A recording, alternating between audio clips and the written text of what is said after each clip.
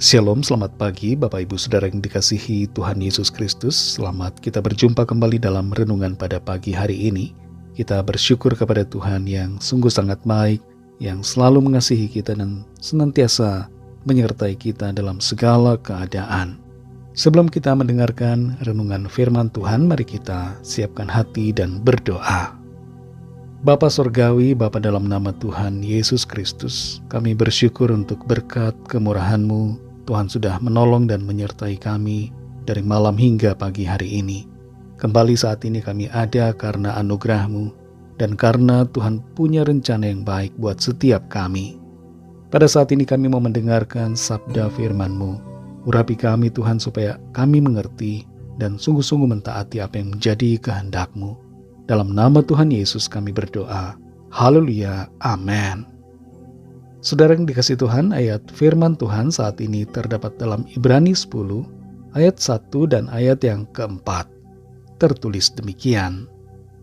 Di dalam hukum Taurat hanya terdapat bayangan saja dari keselamatan yang akan datang, dan bukan hakikat dari keselamatan itu sendiri. Karena itu, dengan korban yang sama, yang setiap tahun terus-menerus dipersembahkan, hukum Taurat tidak mungkin menyempurnakan mereka yang datang mengambil bagian di dalamnya. Sebab tidak mungkin darah lembu jantan atau darah domba jantan menghapuskan dosa.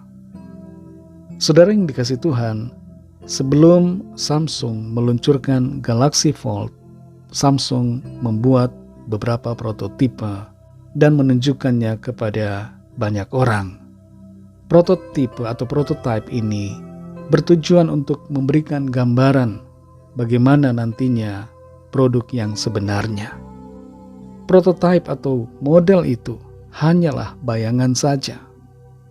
Sebelum sebuah bangunan dibangun, biasanya ada gambar desain dan juga maket atau model yang menunjukkan tentang bagaimana gedung bangunan itu nantinya. Maket atau model atau prototype itu hanyalah sebagai bayangan saja dari apa yang sebenarnya akan menjadi nyata. Dalam ayat ini saudara kita perhatikan bahwa hukum Taurat hanyalah merupakan bayangan saja dari keselamatan yang akan datang, yaitu keselamatan yang disediakan Allah di dalam Kristus. Kembali kita perhatikan Ibrani 10 ayat 1 dan 4 ini. Di dalam hukum Taurat hanya terdapat bayangan saja dari keselamatan yang akan datang dan bukan hakikat dari keselamatan itu sendiri. Karena itu dengan korban yang sama yang setiap tahun terus-menerus dipersembahkan, hukum Taurat tidak mungkin menyempurnakan mereka yang datang mengambil bagian di dalamnya. Sebab tidak mungkin darah lembu jantan atau darah domba jantan menghapuskan dosa.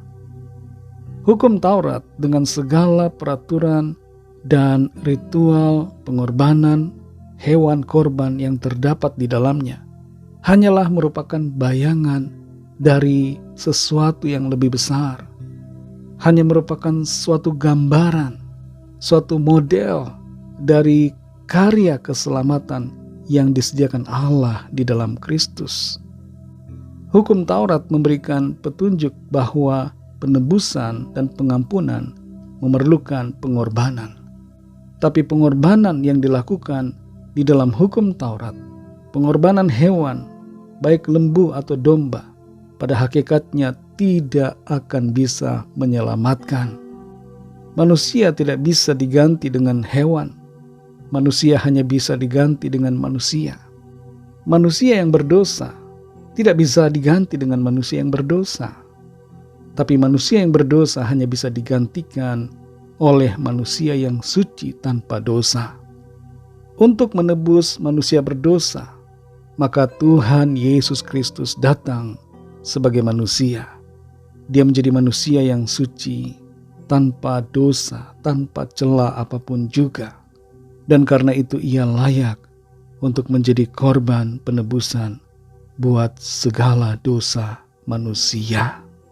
Ia menjadi substitusi, ia menjadi pengganti, ia menjadi penebus saudara dan saya. Domba lembu yang dikorbankan dalam perjanjian lama, dalam aturan Taurat, hanyalah merupakan gambaran akan Tuhan Yesus Kristus yang berkorban di atas kayu salib. Hukum Taurat itu terbatas. Hukum Taurat memberikan aturan, tapi hukum Taurat tidak menyelamatkan. Hanya Kristus Yesus Tuhan yang memberikan keselamatan dan hidup yang kekal melalui karya kematian dan kebangkitannya. Di dalam Tuhan Yesus, kita menerima pengampunan dan keselamatan yang kekal, serta kehidupan yang disediakan oleh Tuhan selama-lamanya. Saudara yang dikasihi Tuhan, mari jangan kita berpaut lagi kepada hukum Taurat, kepada usaha-usaha dan perbuatan, serta berbagai peraturan manusia yang dibuat dengan tujuan untuk membuat kita sampai ke sorga. Karena pada hakikatnya hukum Taurat dan berbagai aturan yang ada tidak dapat menyelamatkan. Hanya Tuhan Yesus saja yang menyelamatkan, yang sanggup memberikan kita anugerah kehidupan yang kekal. Karena itu percayalah kepada Tuhan Yesus agar kita alami anugerah, pengampunan, keselamatan, dan kehidupan yang kekal. Bagi saudara yang belum percaya kepada Tuhan Yesus Kristus, mari buka hati saudara dan percaya kepadanya. Terimalah Dia dalam hatimu dan ikutilah doa saya. Tuhan Yesus, aku percaya Engkau adalah Allah yang telah datang sebagai manusia. Engkau mati disalibkan untuk penebusan segala dosa saya. Engkau bangkit pada hari yang ketiga dan naik ke sorga, memerintah atas segalanya, dan Engkau akan datang kembali di akhir zaman. Aku percaya kepadamu, terimalah aku Tuhan, dan pimpinlah hidupku sekarang ini dan seterusnya. Amin. Bagi saudara yang baru saja percaya kepada Tuhan Yesus Kristus, teruslah baca Alkitab, belajar firman Tuhan, dan berilah diri saudara dibaptis, serta layanilah Tuhan, dan setialah kepadanya sampai akhir. Bagi saudara semua pendengar renungan hari ini, mari kita berdoa. Terima kasih Tuhan Yesus, kami mengucap syukur untuk firman-Mu.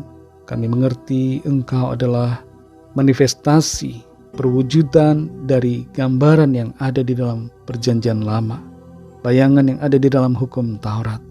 Engkau adalah korban yang sempurna yang dapat menyelamatkan kami dengan pasti. Kami bersyukur untuk karya pengorbanan-Mu, bersyukur untuk karya kasih-Mu atas kami. Ajar kami untuk selalu menghargainya dan hidup benar di hadapan-Mu. Berkati kami Tuhan di sepanjang hari ini, dalam segala tugas aktivitas kami. Pimpin kami menjadi berkemenangan di dalam kekuatan dan kuasa-Mu.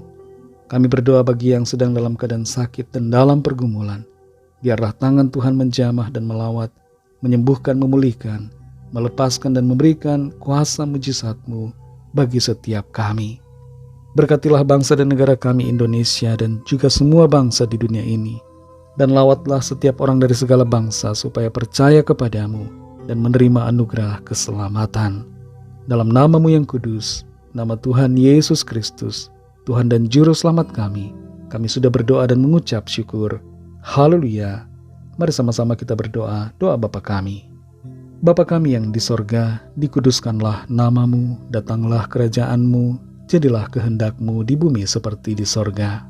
Berikanlah kami pada hari ini makanan kami yang secukupnya, dan ampunilah kami akan kesalahan kami, seperti kami juga mengampuni orang yang bersalah kepada kami. Dan janganlah membawa kami ke dalam pencobaan, tetapi lepaskanlah kami daripada yang jahat, karena Engkaulah yang mempunyai kerajaan, dan kuasa dan kemuliaan, sampai selama-lamanya. Amin. Terimalah berkat Tuhan. Tuhan memberkati engkau dan melindungi engkau. Tuhan menyinari engkau dengan wajah-Nya dan memberikan kasih karunia. Tuhan menghadapkan wajah-Nya kepadamu dan memberikan damai sejahtera. Berkat anugerah dari Bapa Surgawi, kasih karunia dari Tuhan Yesus Kristus, dalam persekutuan dengan Roh Kudus, menyertai kita semua, sekarang ini dan sampai Maranatha Tuhan Yesus datang kembali, dan bahkan sampai selama-lamanya. Dalam berkat nama Tuhan Yesus Kristus, haleluya, amin. Puji Tuhan, saudara yang dikasihi Tuhan, saya percaya firman Tuhan menjadi berkat dan kekuatan buat saudara semua, dan Roh Kudus akan menolong saudara untuk lebih lagi memahami kebenaran firman Tuhan. Tuhan Yesus memberkati saudara semua. Sampai jumpa dalam renungan yang berikutnya. Haleluya!